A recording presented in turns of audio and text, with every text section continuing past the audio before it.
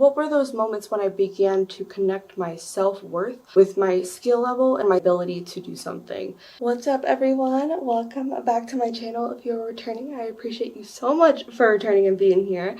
If you are new, hi, my name is Nikki Hiron, and on this channel we talk about a bunch of things. I sing a little bit, I play some saxophone, I love vintage things, but most of all, we are not going to be creatively restricted here. So pretty much whatever I feel like posting that day is what you'll get. It's kind of fun that way. But today I wanted to make a follow-up video to my previous video on my toxic relationship with music. If you have not seen that video, go ahead. The link is in the description or somewhere around here and you can watch it. But I think this video will be helpful for you either way.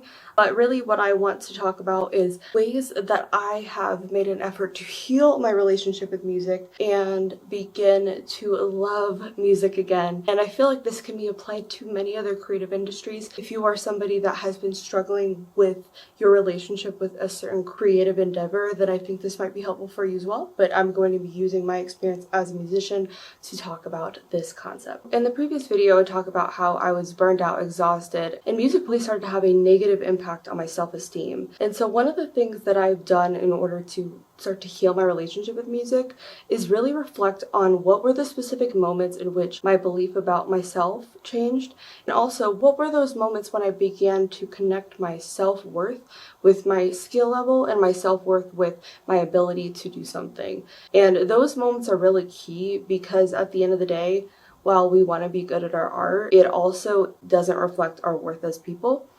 And I think making that separation, especially when you're a musician, can be really tough because you put your heart into your music, you know? And so I think that's something that I have started to do is just think about what were those key moments when my belief about who I was and my worth was impacted by my skill level as a musician. And I think a lot of that came with just being so ingrained in it. But I think even now I have a hard time completely separating, but I think beginning to remind myself that my self-worth isn't my productivity, just like a lot of people say my self-worth isn't how much I practice. It doesn't define me as a person. And while I want to be a good musician, I don't feel like it was very healthy for me to equate those two things because the shame that I would feel just impacted every other part of my life. So really sit down and think about what were those moments that you felt like you tied your self-esteem or self-worth to your ability to create, your skill level, how good you were at something, and really break that down and think about how you can sort of reframe those things and separate the two. Another thing that I have done is really reflect on the beginning to where I am now when it comes to my music journey. The reason why I like to go to the beginning is because I want to get back to that raw, pure form of just love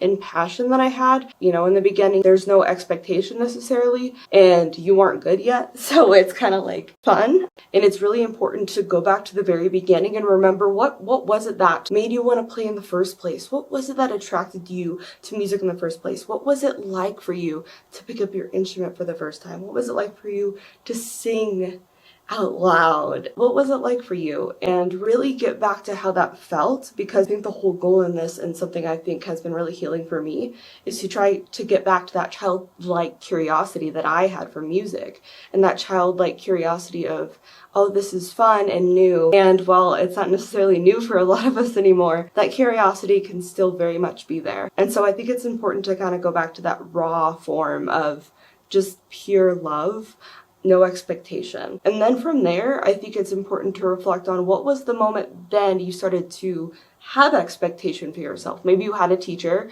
which obviously accountability is good, but sometimes there is a toxic way to kind of have expectation for yourself. Again, kind of tying back to self-worth. But were the expectations realistic? Were they fun? Did you make it fun for you to play music? And I think what can happen is it becomes kind of twisted, and that's what happened with me was, again, like I was tying my self-worth, but also the expectations that I had for my music were so high. But honestly, if I would have just lowered my expectation, I probably would have gotten better quicker because I would have had fun and I wouldn't have dreaded practicing because I just had these peaks that were so high. I think it's important to reflect on what were those moments of expectation that you began to have yourself. Another thing that I have done to begin healing my relationship with music is remember the traumas and reflect on those traumas again from beginning to now. What were the traumatic or moments where your belief about yourself changed, or that kind of I guess, traumatized you, to say the least. And obviously, like, work with a therapist if you have real trauma, because it's real. I can't imagine, like, the guy from Whiplash, like, how much trauma you would have, because that's abuse. And I don't think that's actually helpful. And I would imagine eventually you would end up hating music, and that's not what we want to do, right? We want to cultivate a space where it's almost fun. And I've seen people online talk about this concept of making productivity more fun, or making doing hard things more fun. And I'm still sort of working on that, but I think that's where maybe the balance lies. But I think also just finding a good happy medium for you. A lot of these things that we're told to do, like practice X time a day, this is how many hours you need to do to be a master, so on and so forth. But at the end of the day, if you're not practicing because you're avoiding, yeah. Anyway, identifying those key points of trauma. Those key points of trauma can obviously be identified however you would like, but for me, the way I started to find what those traumatic moments were was by, one, reflecting and journaling out, but also thinking about, okay, what were those moments where, again, beliefs about myself changed, where I started to feel like my self-worth was too tied to my music. But I think most of all, it's when I started to feel really just shitty about life because of that. So for example, I had somebody make a comment to me one time saying, like, you're good at the business, I'm good at the music.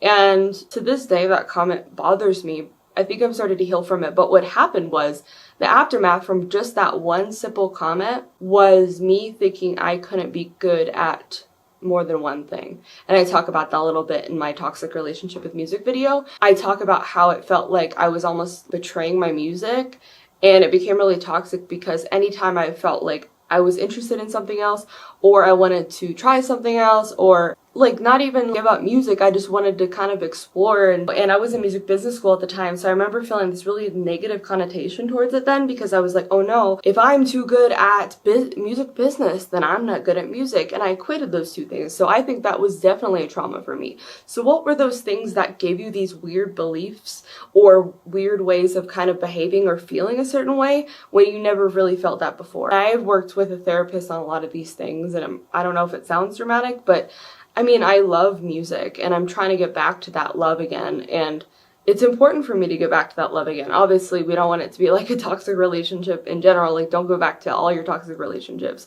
But I think with music, because it's one of those things where you can kind of create your own relationship with it, you can also heal your own relationship with it and create sort of a new, I guess, dichotomy or new narrative around what music means to you.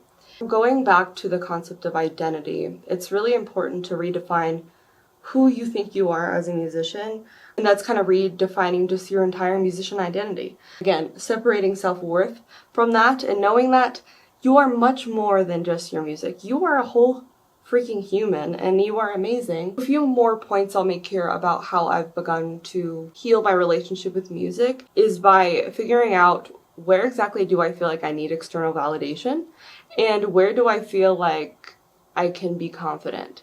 And this is kind of a weird trick thing to do, because really what you want to do is be 100% confident. However, taking feedback is still important, but welcoming feedback.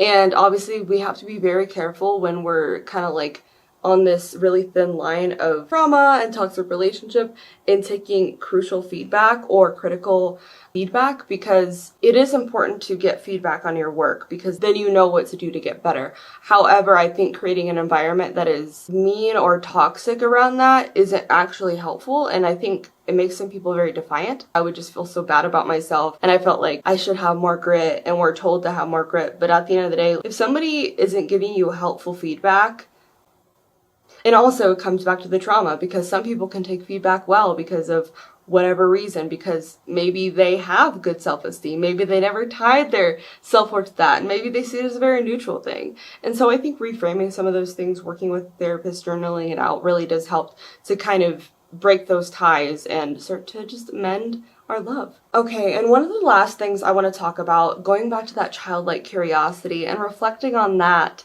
is also thinking about who are the artists, or what are those songs that bring you to that place? You know, I don't even know how to describe it exactly, and I hope this makes sense, but there's a space in which external validation does not matter. none of this stuff matters. It's just you and that song, or you and that artist, or that artist reminds you this is what this is about. And for me, those artists include like Jeff Buckley, Donny Hathaway, Billie Holiday.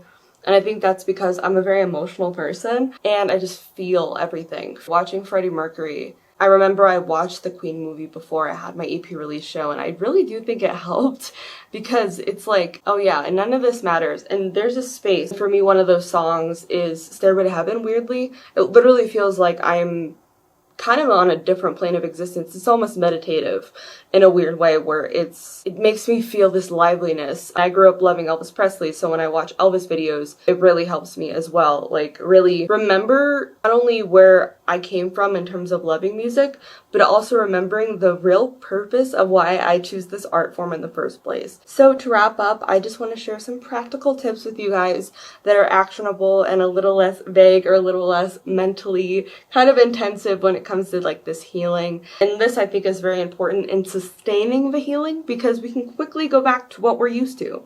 This includes setting realistic goals. So what is realistic? And that can be defined by you. Oftentimes we overshoot and sometimes that's okay, but I think realistic goals, and sometimes that means practicing 10 minutes a day to just build the habit. That is okay. Do it in your own way. Do things in your own way. You do not have to do things the way everyone else does because we are people with different experiences, different brains, different mental illnesses, different families. We all come from different things, backgrounds. Our biology is different.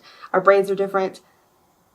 Do things the way you need to do them sometimes. If it works, it works. Taking regular breaks. So a break can be defined again how you want. This can be, if you think about a break within a day, a break from practicing, a break from just everything, if you're able to do that. And I think it's important to have those breaks to remember why you played music in the first place. For example, when I taught piano, one of my students would get very frustrated sometimes when she would play. And so I was really adamant about her not kind of going to the place I did, which was hating everything about piano.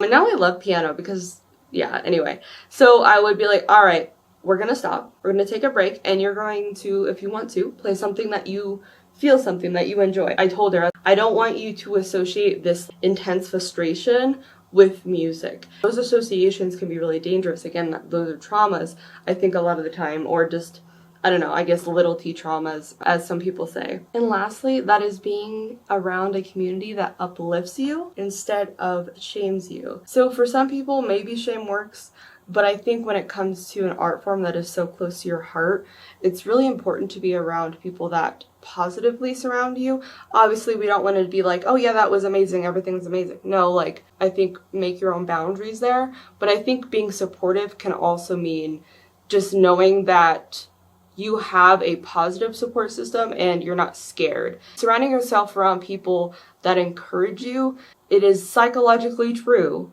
that positive reinforcement keeps us motivated and works a lot better. A lot of this is reprogramming and deprogramming the concept that music has to be this like, oh, like you need to practice and that was terrible and like you need to get better, and that like shame and like very negative. The whole point is to get better, right? The whole point is for you to get better and to play music. So just remember, it's okay to take a step back. You're allowed to have space to take care of yourself because sometimes that's just as important, and sometimes that gives you that space to think about your music, to be inspired, to ideate. Those middle spaces are very, very important. It doesn't have to be all hustle all the time. And I know it's hard out there because we're trying to make it. I get it, trust me. Anyway, thank you guys so much for being here. I hope you guys have a great day. And if you have any tips, tricks, anything like that, found this video helpful, let me know in the comments. I think we need to help each other out. My goal here is to create a community that is loving, positive, and we want to see each other win. Repair our relationship with music because there's a reason why we wanted to play music in the first place. Alright guys, thank you so much again, and hope you guys have a great day, and I'll talk to you later. Bye!